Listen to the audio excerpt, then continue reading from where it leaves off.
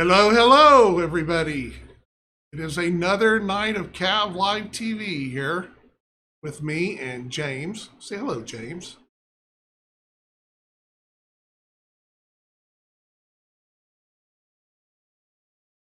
All right. Give everybody a few minutes to get in. Good evening, Crew Grand.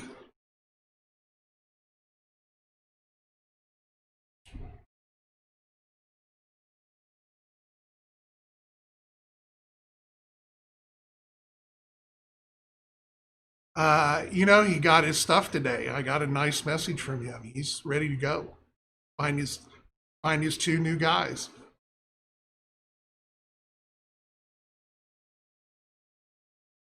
Oh, well, I figured if I could at least get two, I'd be happy.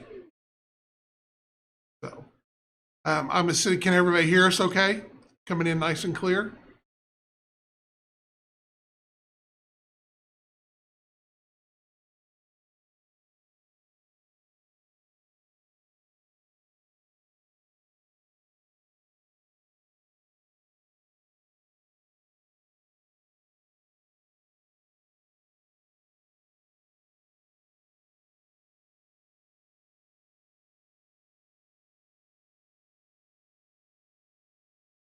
I hear you fine. But you may not be coming through on the, let me double check and make sure you're on the, let's see. Yes. Oh, I got you turned off. So imagine that. It's only fitting. I bet you can hear him now. Testing. Hey, Leapling, I forgot that I clicked it off last night when I was doing the other stream. Can anybody hear me? Should be able to showing that you're broadcasting now. Well. Yep. Perfect. Okay, good. So Crew Grand, yeah, I decided my first turret for my crazy Mad Dog pilot is going to be it's going to be a Simba with 6 light guided missiles, and I've got two heavy missile packs I picked up in some random Kickstarter a long time ago that I think look pretty good on top of there. That's going to be the first one. I need to find some sort of structure to mount it in, maybe something to give it a little so they're not just sitting directly on top. I'd really love to get them like picked up just a little bit off the back of the Simba and maybe tilted so they're in sort of a diamond shape instead of squares, maybe, just to give them a little variety. But I think it's the first one I'm going to go with. John answered some questions in Discord last week about the WYSIWYG nature of CAV, whether things had to be what you see is what you get, and it's not WYSIWYG, which is good. He explained that, you could have a heavy Mac and a light Mac that were physically the same size, just one's more efficient, one's, got higher acceleration, whatever it takes. The idea is to just, build the CAV that you want to have, as long as your opponent knows what you're doing. Yeah. I encourage everybody who has the time or the interest to come over to the Discord channel and participate in our creation of a unofficial pirate band. You're welcome to come and chip in, help us decide who the pilots are, what they pilot, what our paint scheme is, what our rallying cry, all that stuff. We're slowly chatting about that. Hopefully we'll get that pulled together soon and we can get started on actually converting up and detailing and documenting the people and painting some models. Welcome to the All James show. The All James 24 hours. Dun, dun, dun, dun. That's my daughter's problem. just ask them. They'll tell you how bad that is. And I believe the link to the Discord channel is on our Facebook page. Maybe we can click on it here in a little bit and I can save it over. Or let me see if I can find it right quick. And hopefully not crashes.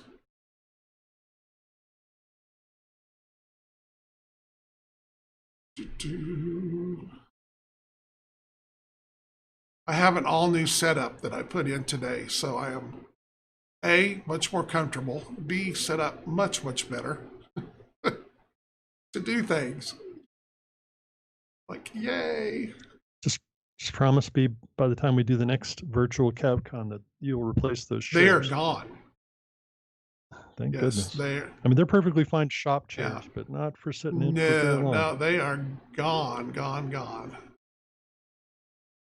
That was for one of the first things was get rid of them damn chairs.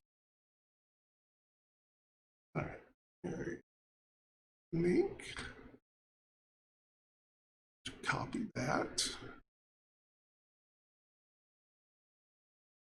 Should be.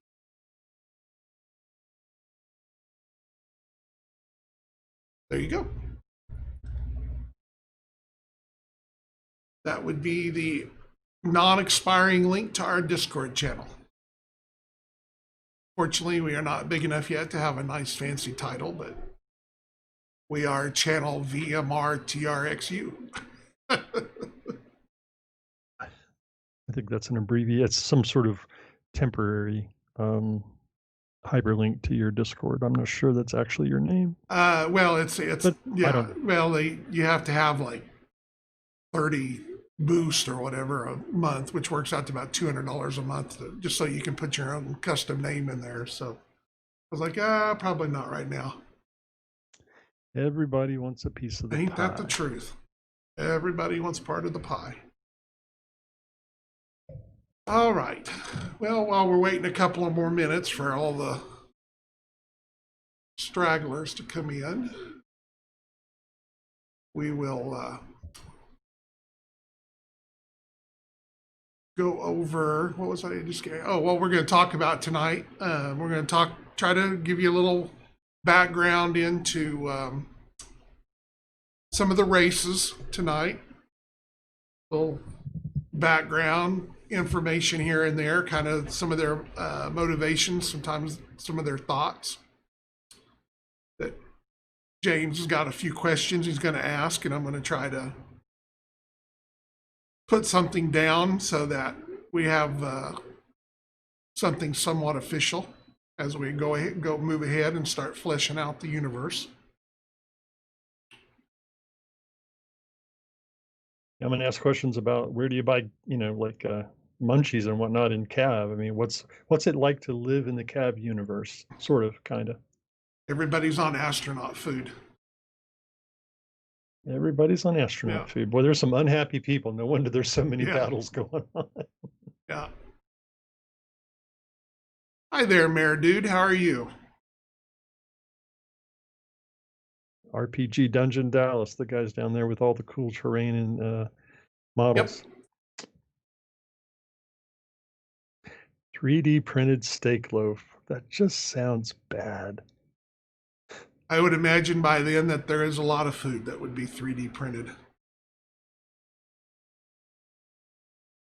Maybe that's what they do at Chili's. Who knows? Chili 3D. There we go. 3D chili. That just sounds like a food insult in the far future. Third degree chili. Yeah, true, Kruger. Nobody would want to live in the 40K universe. That place is devoid of joy. Yeah, not a whole lot of happiness there. Definitely rather live in Star Trek than GW.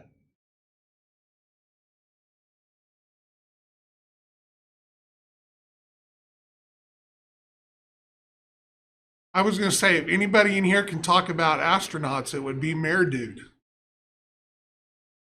So, I know who that is.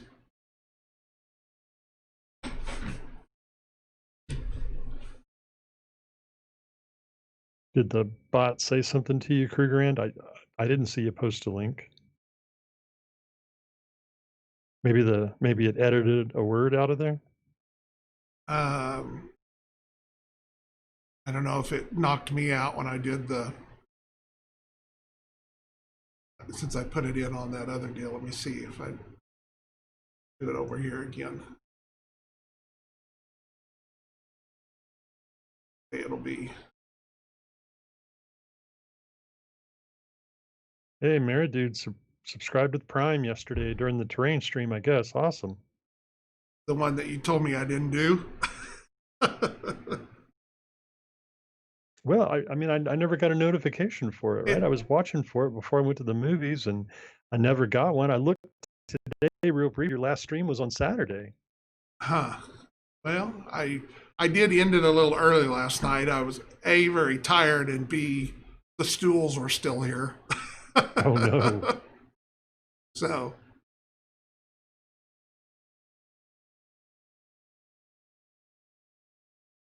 I think it is though, Set Kruger, for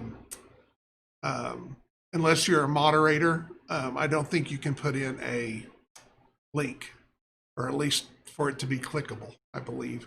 We had a little problem last night with spam bots, so we had to make a few changes.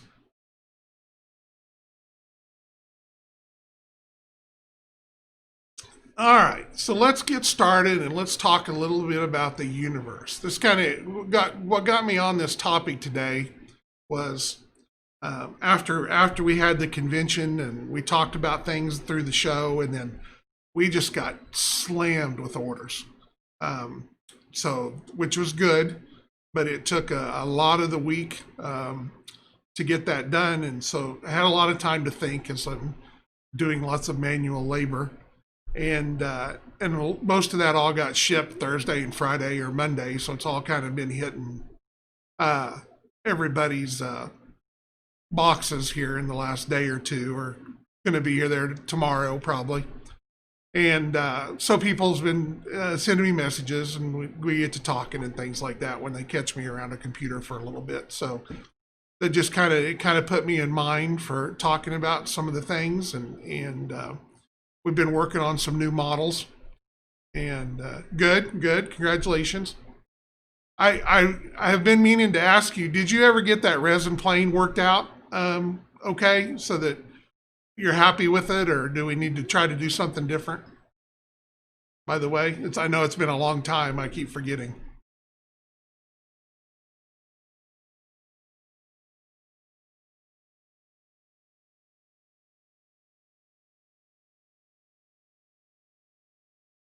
All good. Okay. All right. Well, like I said, we didn't have a whole lot of them, and no extras, so it was, if we needed to do something different, we could. Okay. So anyway, like I said, I've just been kind of in mind for doing that, and so it was just I thought a good thing to talk about tonight. And we've been working on, I don't know for the people that's followed Chris on Saturday, he's been working on the Amethryl's Kodiak, which is going to be their big 12 DT3 Mac beast. And I'm really excited to see how it turns out. It's the same company that builds the Concussion as the manufacturer of the Kodiak. So it's going to have some Kodiak features to it, and I think it's going to turn out to be a really cool model when it's done, especially anything that has big Mac guns. When can you pre-order the Kodiak? Well, my hope is we're still trying to get to the end of the month and about changing out our manufacturing process. We're getting very close to being ready to make that decision. We're actually supposed to receive the company that we're talking to buy the machinery off of. We sent them some samples. We sent them a CAV, a tank, and an aircraft, and we were supposed to be getting those back by the end of the week or the first of next week. And once we have those in hand, we'll be able to make the final decision as to if we're going to go ahead with that.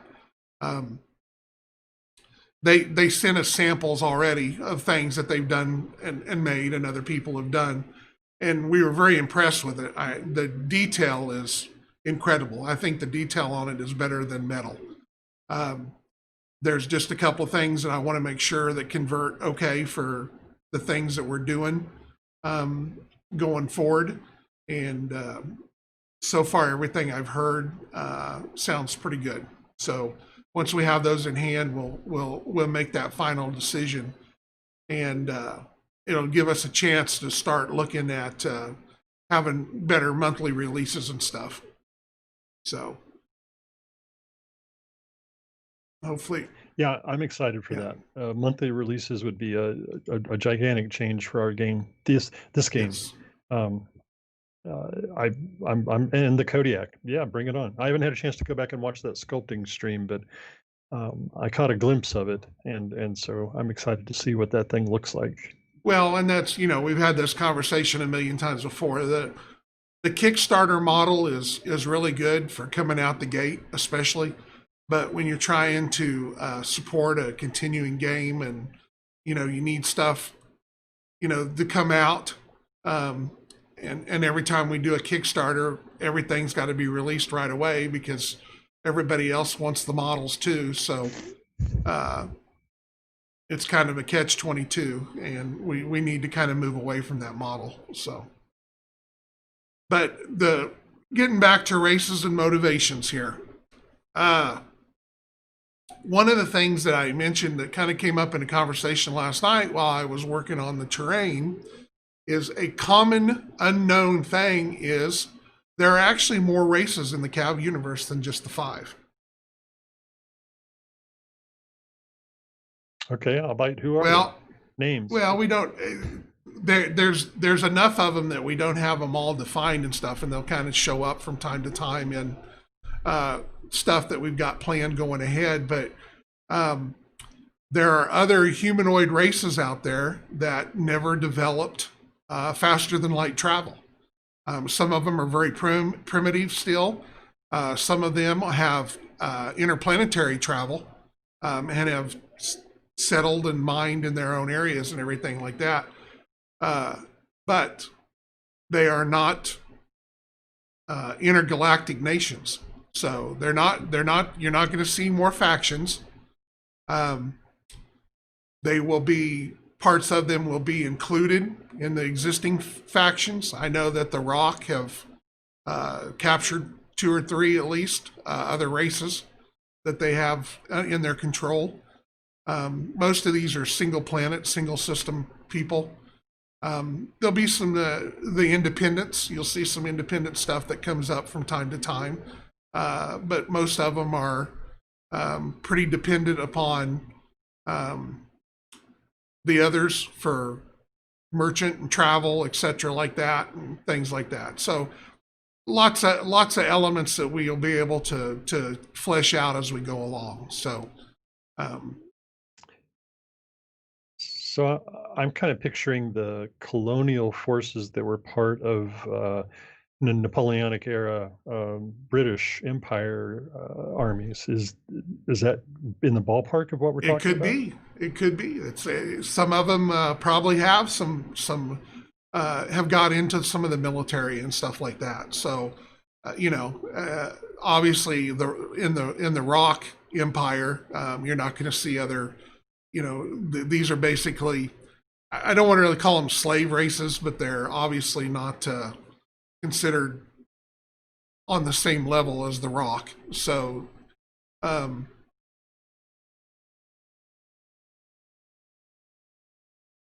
But there's lots of other things out there, and it's stuff that we'll be able to expand on as we go along, and you'll probably see some things come up in the Journal of Recognition that talks about some of it. So Awesome. more Looking forward to that. storyline stuff as opposed to being no new factions. I have no desire to put any new factions out there right now. So, But I mean, just giving the player space within the context of their favorite factions to do something a little different in terms of modeling. So you could hypothetically say, hey, the Adenese have this subject race is probably the wrong word with them, but this partner race of theirs that does things just a little differently. Maybe you could remodel their tanks or use some just completely crazy paint scheme and say that this is this little faction, sub faction that belongs to right, you. and that's where the idea from the independents come from. You'll have independents that are within the same race that are independent worlds or whatnot. But by the same token, some of these alien races will come in as independent groups that they're not really part of the overall thing or whatever, but they could be, something discovered on their world, or that, their world is an important system along a particular channel of jump points. Because that's another thing that that was kind of coming up that when I was working on some things the other day is how the interstellar travel works. And basically, ships have to drop into hyperspace to go from spot to spot, and you actually have to have the systems on board to be able to do that. But they're very expensive, and you see them really on all the bigger ships and stuff like that. But some of those, I don't want to necessarily, it's not a gate, but the gate that they create to drop into hyperspace, those gates can occur naturally. They're small tears in the dimensional space of the game. Most of them are very quick and are gone, or they allow entry into hyperspace, but they don't allow entry out of. So if you didn't have the ability to come back out of it, you would be lost in space. But some of them are stable, and some of them are connected to other tears. And that's where you get the jump gates. These are set along these, where they find these particular tears, that they are able to set these up so that ships can enter and exit through these gates and not have to have hyperdrives. Or so you get a lot of merchants, and they're moving, you don't necessarily have to have a big cargo ship. You can have these big bulk carriers that have basically positioning thrusters on them, and kind of like a tugboat, kind of like you see the tugboats pulling the barges down the Mississippi. By the same token, they can line those all up and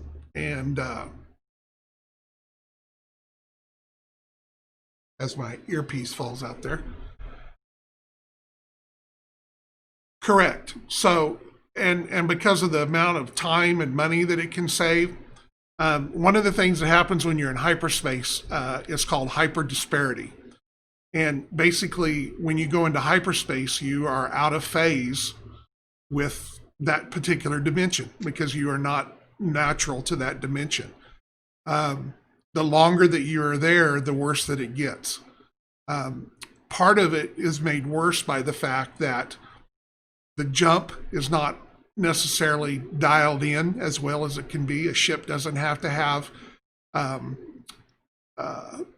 the absolutely perfect coordinates. The better that you get, the closer that you can get to coming out where you want to. But the worse that you're off, the less time that you can stay in there. Well, thanks to these gates, over time, they have fine-tuned them to the point where you can jump longer, stay into hyperspace longer. So they're very important, and so we'll get kind of into that more as we go along. We'll add that to our galaxy map so that you can kind of see where the jump gates are. Some of the jump gate networks are connected between factions that get along a little bit better than others. Other ones are not so nice. Obviously, particular jumps that may take you out of rock space into Terran space are probably set up to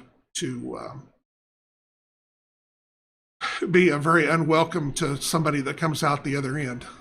So heavily guarded, yes, yeah. So that's a thing in there.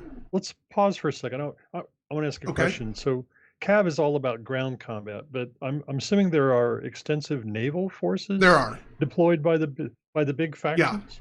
Yeah. No, I mean, especially the Ritter. I mean, the Ritter have what the Grand Navy or whatever, or the Armada or whatever. I can't remember what it is, but Yeah, there's huge combat ships out there. They have battleships, carriers, destroyers, cruisers, dreadnoughts. I mean, the whole thing out there. And there's a whole element of combat that would be available there. People have asked, hey, are you going to do a spaceship game? I would love to do a spaceship game. The problem with spaceship games is if you don't have Star or Wars in the name, that the shelf life of those type of games are very short. Because a lot of it is you can only fly around a planet and shoot each other for so long. It just doesn't have a lot of excitement to it.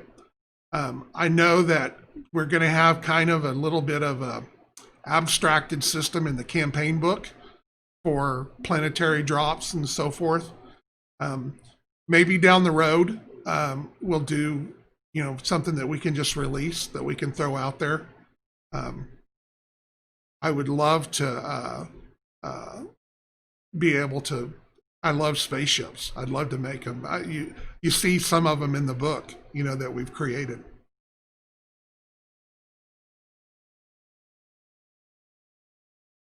I think we could do spectacular spaceships. I have in mind, if there ever is another conjunction of, just a CAV painting competition. I have in mind a diorama I want to do that has a ship carrying drop ships as the basis for the diorama, and I would love to do that. I'd love to see some models for that. Well, and there's on one of the pages, there's an ad, a fake ad in there for the Terran Navy about joining them or whatever. And so, that ship that's in there, we actually have a 3D file of that. I don't know that it's set up for printing, but down the road, I wanted to try to put that together for us to at least print out a ship for something to paint up or something to do. So, yeah, it is not. Bloody Lemming says it yeah, is not. I figured it. We'll stop watching and go sculpt. I figured it probably wasn't. So, John, did you let him out of the cage again? Well, he's avoided me for the last 2 or 3 days. So I figure he's hiding from me for some reason. Probably off sculpting pirate ships again. Possibly. All right, so Madman is asking, will we ever do a ship that carries the CAV from planet to planet or system, or is that our really big ship from the last Kickstarter? Well, that would be that's a drop ship, and the drop ships are designed to bring the CAVs from a carrier in. They're more of an interplanetary ship. They're not an interstellar. They don't have hyperspace capabilities. So you have basically a carrier, a type of carrier that these are connected to, docked to get them through space. And then as they come into a planet, they'll release those and they'll go on their own. The particular ship that we mentioned in the last Kickstarter, that's the Broadsword. That is a Templar drop ship. And each faction has different ships. This is the Broadsword is basically a 4, maybe 6 CAV carrier, somewhere right in there. So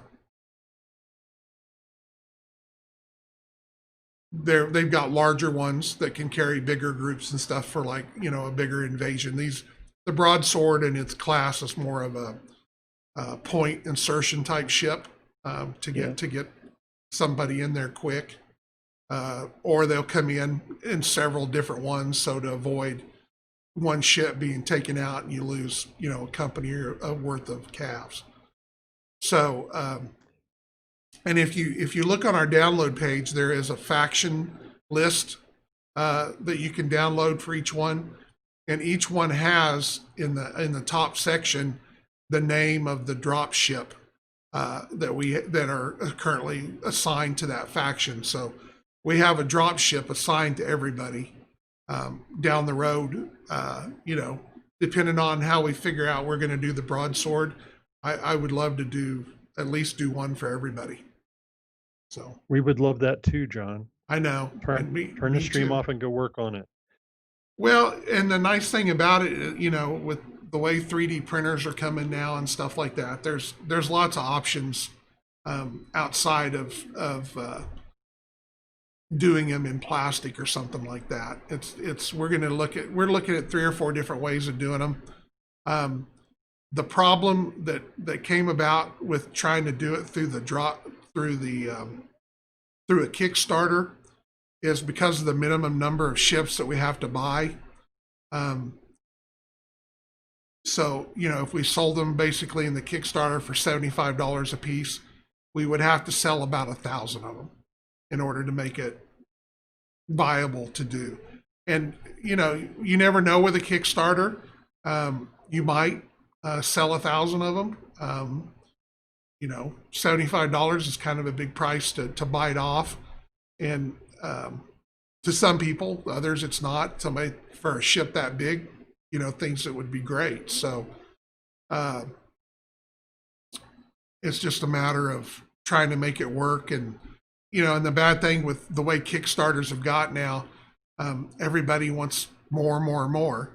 So it's very hard to do a Kickstarter for a individual item, something like that, because if you try to throw in a bunch of stuff to sweeten the pot a little bit, all of a sudden you're taking money away from getting the drop ship done, and it just it really hurts. So right, and that's why if that ship was done in resin and released in resin, it's a $300 or $400 ship. So for what it is in plastic, it's $75. I think that's a great price, but we have to have 1,000 of them, and I don't know that we can sell 1,000 of them. So thank you for the subscription there, Madman. Yeah. Let's pause for a minute here. Everybody, give Madman a round of congratulations in the chat. Subscribing at tier 1. That's exactly what we need. Here, here. Here, here. Huzzah! Huzzah! Did you watch that series? Yes. I've seen a bunch of that stuff. Yeah. So before we get too far off, we were talking about the ships that carry broadswords. I think that was the question that was originally asked. Correct. Whether or not we were going to see one of those. To my mind, and correct me if I'm wrong, in scale, that's a minivan. Oh, yeah. You're literally talking about a human minivan to the size of the in-scale ship that would drop off broadswords. I would, of course, and this isn't really the greatest thing, but I would almost envision it's kind of like the ship out of 2001 that they actually went into space with, that had the big round circle at the end and the long body that's very thin.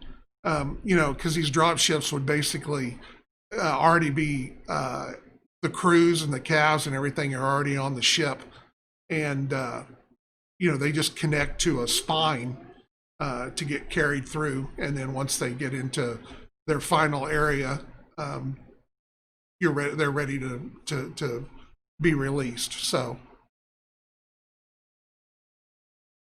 let me ask you a question about that, because to me the ship you just described has very little in the way of defenses. correct. So the naval weapons that are used, and I'm not asking you to be specific, but are they the sort of things where if you get tagged with one, you're destroyed, or can you take some hits from one? How does that work? Well, and here's part of the problem with the spaceship combat game, and that would kind of do in this thing is, and Mayor Dude can probably back me up on a little of this and appreciate this, but I'm a real stickler for real space combat, and what you see them do in Star Wars doesn't work. You can't actually fly a ship like that. It goes back to Newton laws there are in effect, and even in the weightlessness of space, when you accelerate, you actually can still pull G's, and you only can pull so many G's. So combat is it's almost kind of like in passing. There's kind of waves, and basically, whoever can get through all the waves and survive is going to be the victor. There will be later batches after they slow down and turn around, they can come back. But as far as even with fighters and stuff like that, it's very hard for it to be that way. As a result of that, in my mind, and as far as space combat, trying to shoot a small target across 200,000 miles is also not nearly as easy as you would think. So the main weapons that it really runs down to are missiles. They have missiles, they have torpedoes. They have, if they manage to, as they get closer in, they basically have naval versions of like a particle bolt gun, X-ray lasers, things like that. And so those are the type of weapons that you would see in there. Things like mech guns, things like that would be virtually impossible to shoot each other with. So the sensor tech in these naval engagements, do we have the ability to sense things quicker than the speed of light, or is information limited by the speed of light? Information would still be limited. So lots of times things that you see, you might be 2 hours old. So everybody has to kind of work that into their, as they get closer, obviously the information comes quicker and quicker. But and you're right, Madman. I mean, space combat would be probably very close to the golden age of sail. Everybody passes and shoots, and then they get turned around and come back and do it later. There's lots of maneuvering. There could be, hours that it takes for them to get to the point. And it's just a matter of overwhelming their defenses. There's no shields, nothing like that. It's all down to armor and trying to get near hits, because you get a nuclear missile, that goes off right next to your ship. It's not a good thing. So you don't even have to get a direct hit.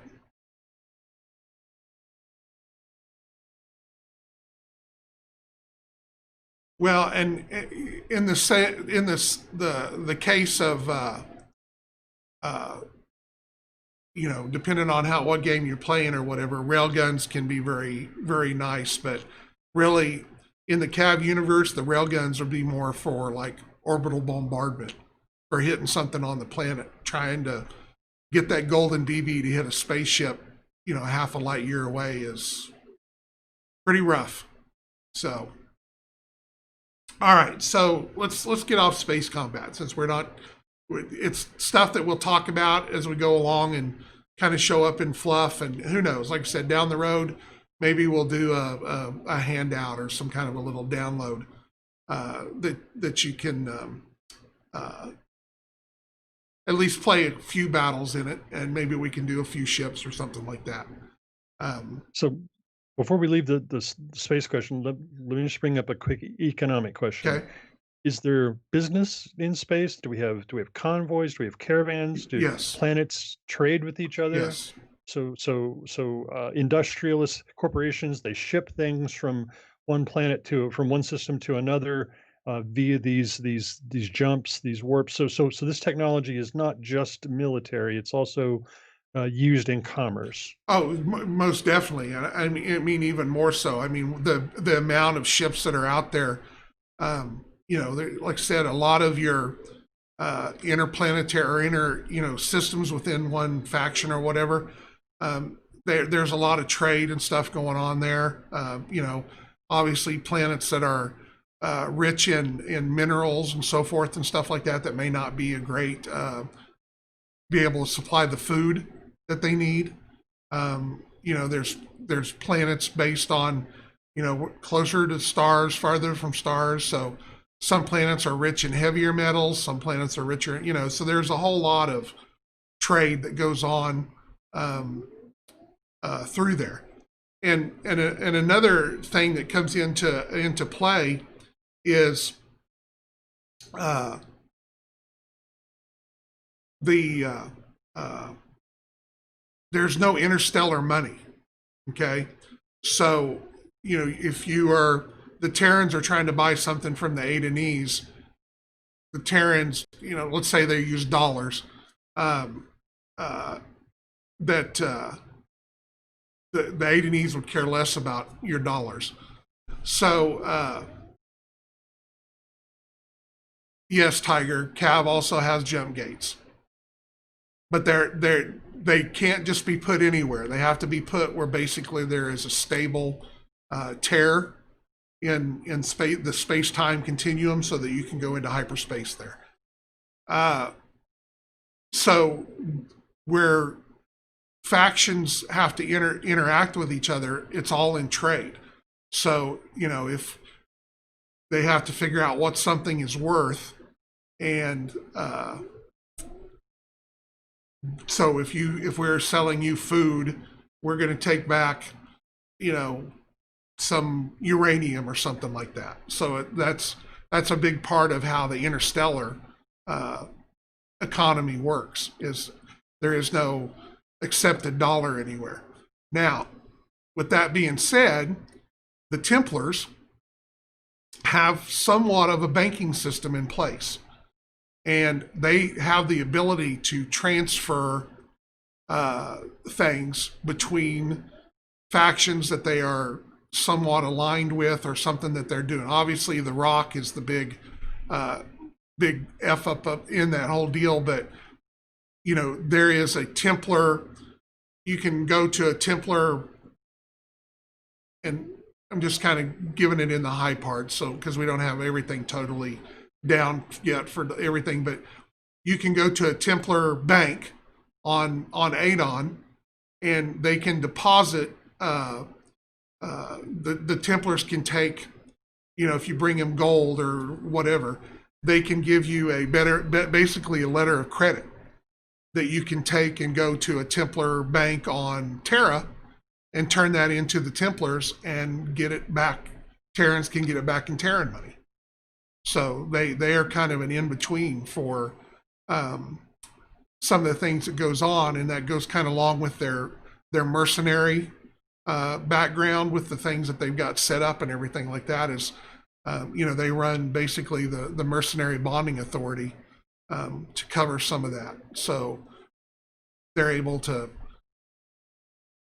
kind of be the in-between. So before the chat scrolls up too far, RPG Dungeon Dallas made the comment he was excited about spaceborne CAV slugging it out on the massive outer hulls of spaceships for a battlefield. So I think what he just said was that the next terrain piece we're going to see from RPG Dungeon Dallas is like the Death Star in CAV scale for people to go play on. I'm excited.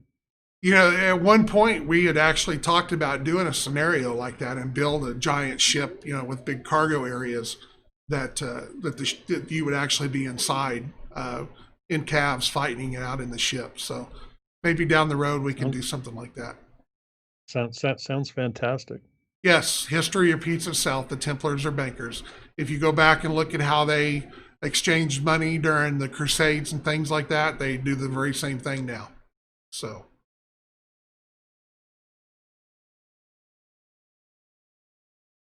All right.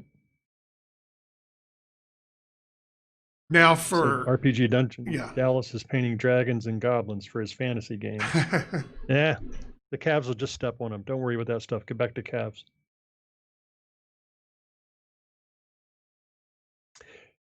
So you mentioned scenarios. I have this crazy half-baked idea of, we talked briefly about AIs back at the virtual CAVCon, right. And I just have this hilarious idea in mind for the Rock trying to place an AI inside some mega oversized CAV construct thing. So I've collected models forever, so I've got a bunch of like bigger than CAV scale weaponized robots, or multi-leg, or things that have the same sort of look. And I just have this crazy idea for making a little Rock scenario where their experiment goes wrong, and your job as the Rock player is to put down the giant kaiju sized AI Rock CAV. Right.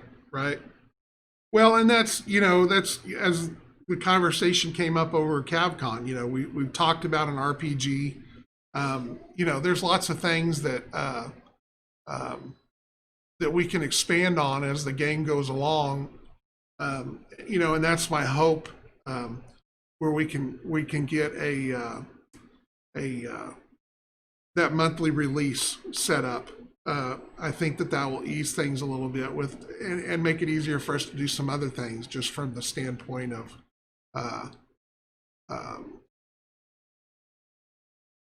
being able to move off onto other things. That's always been one of the worst things about the Kickstarter, is it takes so much effort and time beforehand, and then afterwards it takes twice as much time and effort, and we just lose months that we could be doing other things that we just are having just too much trouble. It's just too much. So that's another reason to look at trying to do some different things. So. All right, quick, it's time to get out of the space. Trying to talk about something else. Yeah, well, I want to talk about it a little, because a question that's came up, obviously people that have followed the game from CAV1, CAV2, when you read back the background story, it talks about the first galactic war. And when they read the Strike Ops book, there's no mention of a galactic war. There's little actions, little brush wars, things like that's come up between the factions. So everybody's always asked, so what happened to the first galactic? Where's the first galactic war? Well, obviously, since it's been out there, we're not giving anything away to say that there will not be a galactic war. But one of the things when I was kind of tweaking the universe a little bit and kind of moving it in the direction I wanted to go to, I hate playing a game that I read about all the cool stuff that's already happened. I just, when I look at something and it talks about this, or you did this or whatever, you weren't really part of it, so you don't have anything that was is worth going on there. So one of the things that I want to have everybody do is I want them to be part of the first galactic war. So as we move into going forward, that's kind of the direction the universe is kind of moving towards. There's going to be several things that kind of happen that kind of starts a cascade element, and one thing leads to another, to another, to another, and eventually everybody will be part of the galactic war.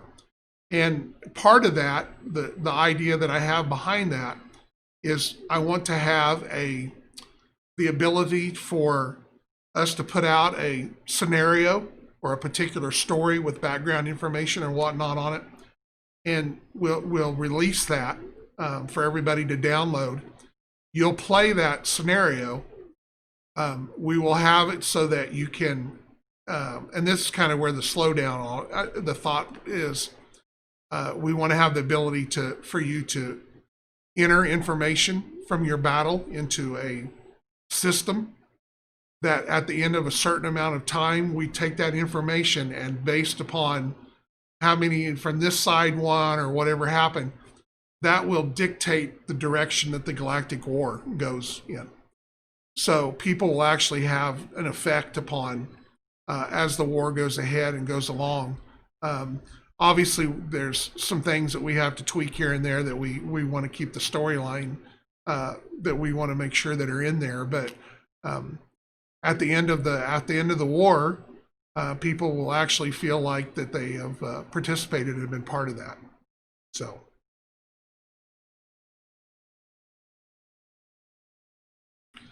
Well, and that's one of the things the scenarios will be set up for, is you can play that faction or this faction, or there might be a mercenary element, there might be an independent element.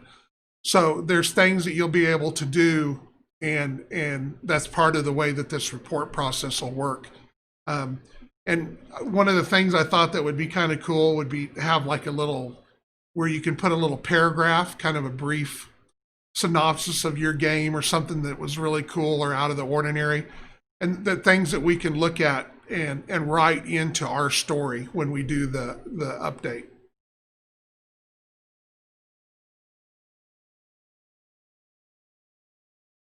Yeah, Phaedrus, I remember the GW guys doing something in the same ballpark as this. It was a lot of fun. It was interesting to be able to think that you were gonna, be able to have an impact on the outcome of the story. I don't know how realistic that ever was for GW, but I feel like here in John's universe, if John says it, it's going to happen. So it's very exciting to hear him talk about that kind of activity and participation, and the ability to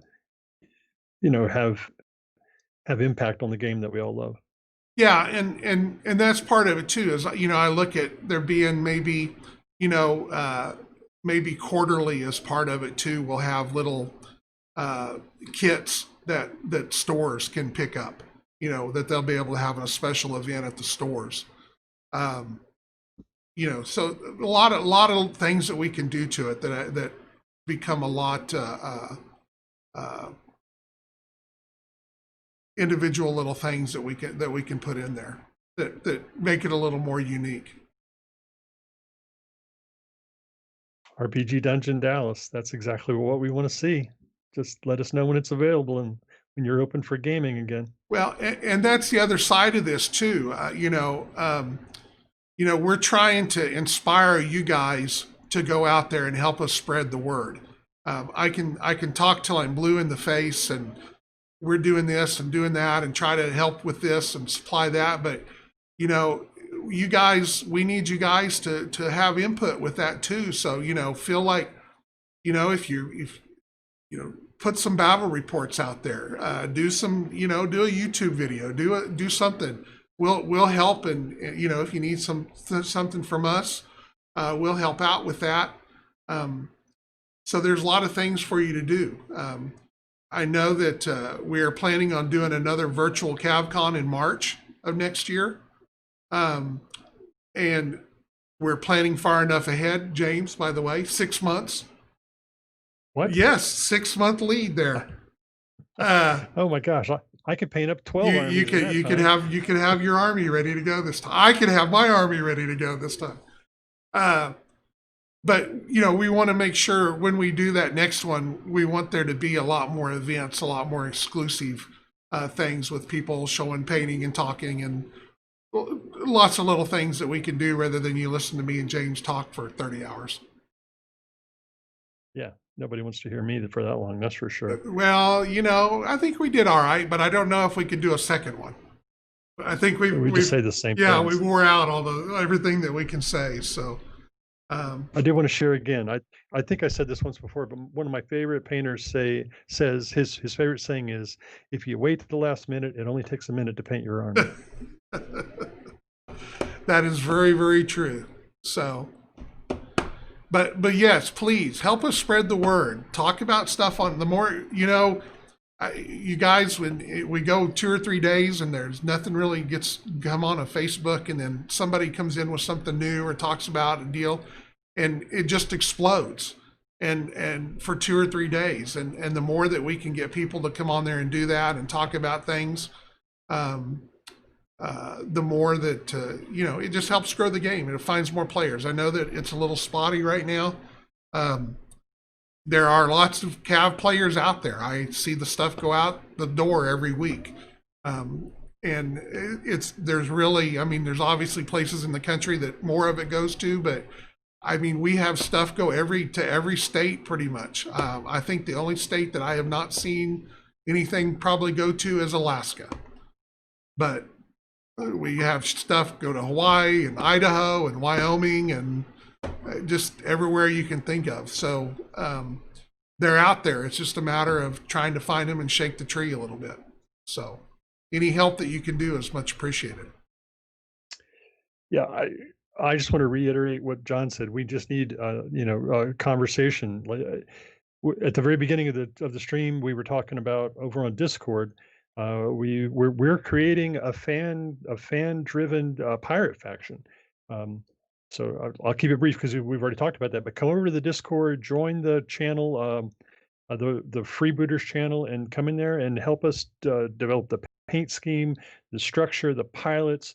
This is all stuff. It's all unofficial, but we're creating, and we want to make something new. So come and hang out with us. Have a good time. I mean, there are no rules yet. We don't know what these guys look like. We don't know what they do, other than my guy is called Mad Dog, and he's got a fetish for turrets. That's all we know. Speaking of a registry, we did have one at one time. I think that Master Gun started it. I can look at trying to put together again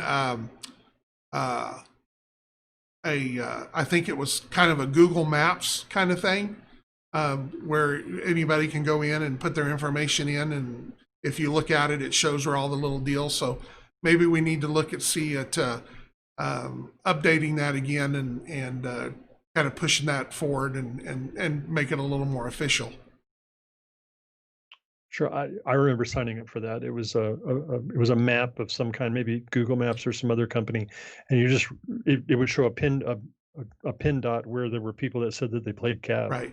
Well, I think kind of what happened, if I remember right, is he started on Google, and at the time, Google limited you to how many people could be on it until you went to another level that you had to pay for it. And when that happened, that's when he went to that other one, and it didn't have as much functionality, I think, as the Google. My understanding is now Google's changed that, that it's easier to do one without having to sell a kidney in order to do so. So we'll look at it and see if we can put that back together. Yeah, that would be good. I remember when it was active, Yeah. there was a person registered near Tulsa that I didn't know existed. The problem with stores is we don't always know, because a lot of stores don't buy direct from us. A lot of them get stuff out of distributorships. A lot of them buy because Reaper also distributes our stuff. A lot of stores buy through Reaper, and we don't have access to that information. So I don't know.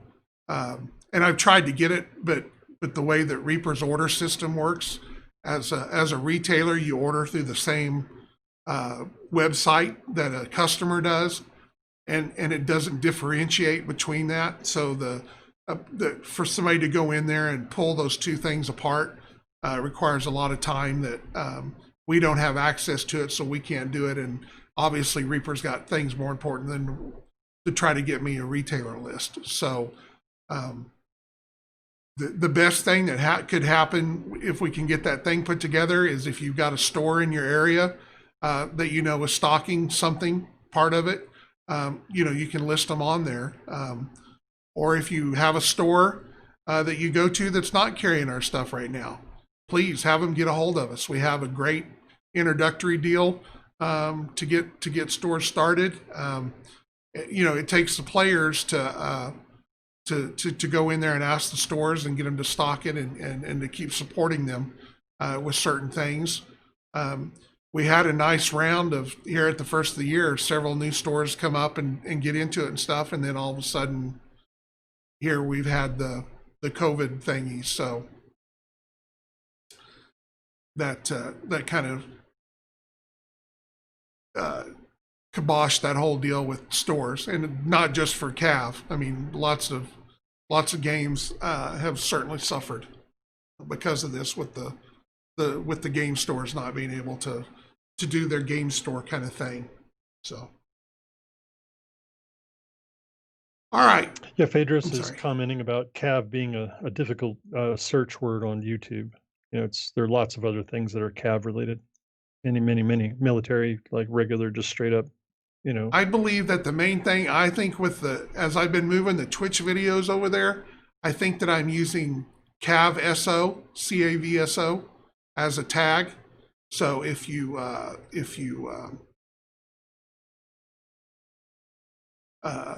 use that as your search term, as a word, I think that's one that we've been putting on there. Yes, Sparks. Well, here's the story with that. Is back last year, Etherworks came on as the official Australian distributor for Reaper. As part of that deal, they contacted us to pick up CAV and bring CAV in. So they received when Reaper sent them all their sales list, they got all the CAV stuff listed as well.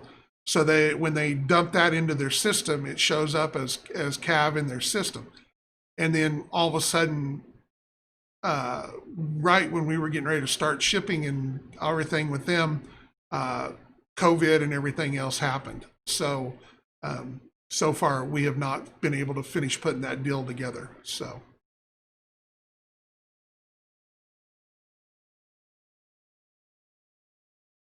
Yeah, like I said, I try to use CAVSO because if you put in CAV, you're usually going to get Cleveland Cavaliers kind of stuff. So, but yeah, if CAVSO is the tag that I try to use the most.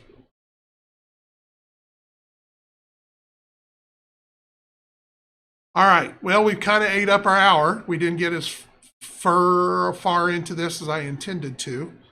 With some of the motivation, but hey, that gives us something to talk about next time. That's right, and we learned a lot about the Navy. And you learned a lot about CAV Navy, the things that we don't play at all in. So an independent faction can control an entire system. Well, they're not a faction; they are an independent. But yes, they're out there.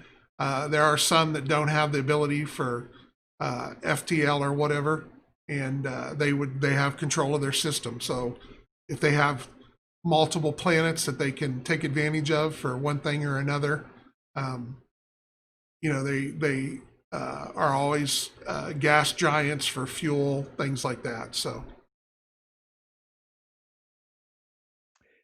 yeah, I imagine any independent system that just happened to have a nearby natural occurring jump point would quickly become not independent. Right.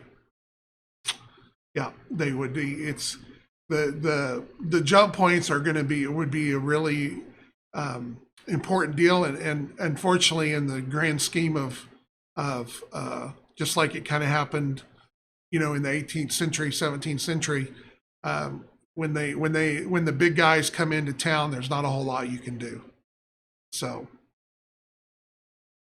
Makes me imagine that there's a whole class of sort of treasure hunter who spend their time trying to find undiscovered jump points.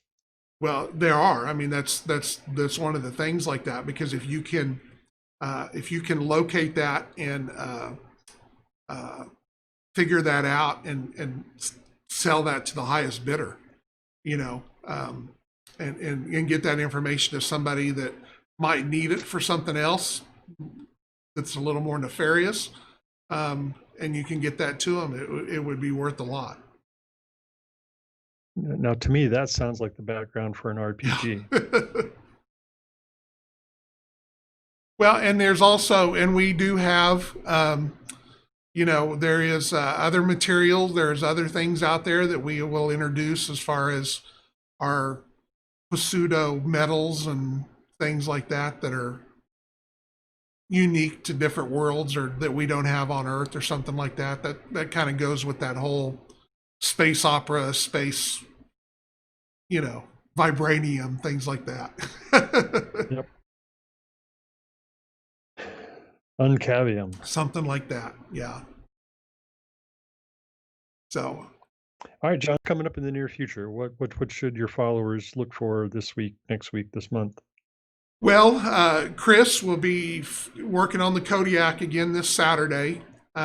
Tuesday, my hope on the terrain show is I'm going to start on a project, so that people can kind of can follow along and get some ideas, things like that.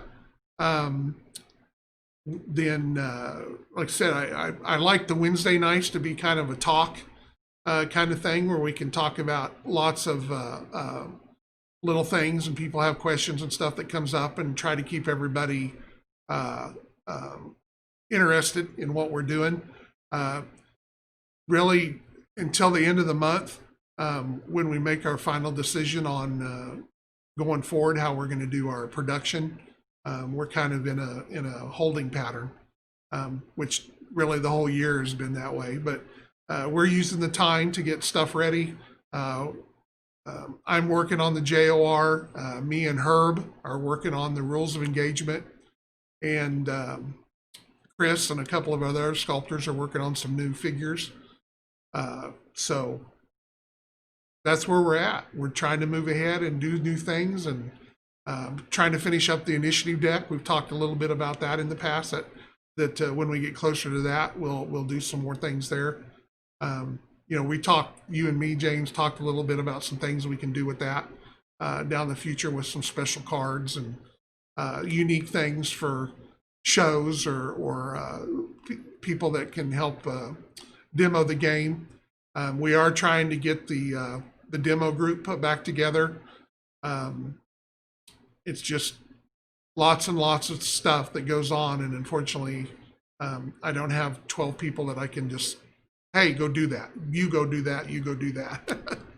I have to do a little bit of all of it, and I just kind of stick my finger in the dike. I like the way Sparks is thinking. Well, you never know. I tried to get James during the convention, like Saturday night. I was going to go get us a 12-pack or something. I don't drink very much. It's pretty rare. It would be quite the, well, I don't either. That's what I'm saying. So it'd be, there's no telling by the end of the night, what we have done or said. So. Drunk CAV. Drunk CAV. Every time you lose a vehicle, a model, you got to take a shot. So, okay, well, let's finish it up and what is it? It's 9:06. I'll do 4 more minutes. So 4 minutes. You got any questions? This is it. I'm going to kill it in 4 minutes. I don't never play to win. Yeah. I don't play to lose either, but there is that kind of a middle area there.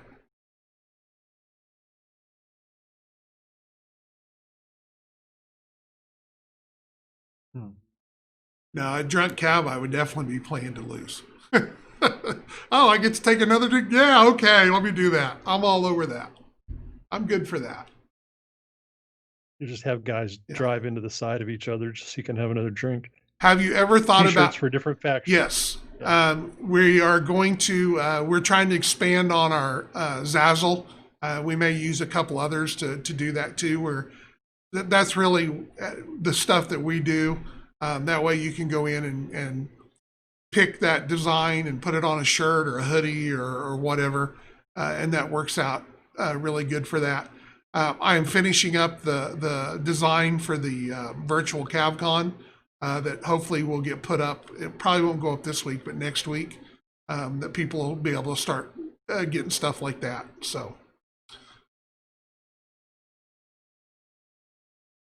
Phaedrus X, I think there's room in CAV for both kinds of play. I mean, when the tournament happens, people are going to bring their A game and their hard lists, and be there to play the game as as well as they possibly can. And the majority of the time, I think I'm super happy to play casual. Take a roll back, take your move back. It doesn't matter to me. The big Starhawk. We are making some tweaks to the model. I am hoping that we will have a master printed here over the next week or two, and we can kind of show some people. I think we kind of discussed this a little bit the other day. I don't know if anybody noticed in the last release of models, as far as the data cards, there is a Starhawk 7 in there.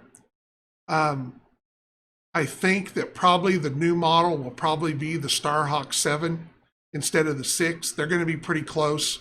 There's going to be some tweaks to it. And the reasoning behind that is because I would much rather us have a new file so that we can also do a Starhawk 7 as a playable miniature. So it kind of kills 2 birds with 1 stone. and kind of updates the Starhawk to the style that we're using now too. So I think it'll be all right. I don't think you'll, if you love the Starhawk 6, you're going to love the Starhawk 7. So.